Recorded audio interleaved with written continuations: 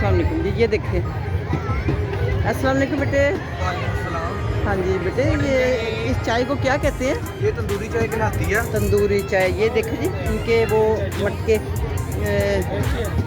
इसको और भी कुछ कहते हैं? ये मटका होता है, मटका अच्छा। चाय कहते हैं, तंदूरी चाय कहते हैं। अच्छा जी। तो ये दरअसल ठंडी है, इनको धो के हमने रख दिया। अच्छा जी। यही मटके वहाँ पे तंदूर के अंदर गर्म हो रहे हैं। अच्छा जी। ये तो हमारे पास चाय रेडी है, अच्छा। आप दिखा भी सकती हैं। हाँ हाँ। तो जब मुझे गर्म हो जाते हैं, इनको हाँ। दोबारा हम इसके अंदर डालते हैं। अच्छा जी। जो स्मोकी फ्लेवर होता है, जो टेक्सचर होता है मिट्टी का, वो उसके अंदर आ जाता है। अच्छा। दोबारा हम उसको उसके तंदूर के अंदर रख के हाँ। जो चाय होती है वो हम इसके अंदर सर्व कर देते हैं। ये थोड़ी महंगी होती है दूसरी चाय से?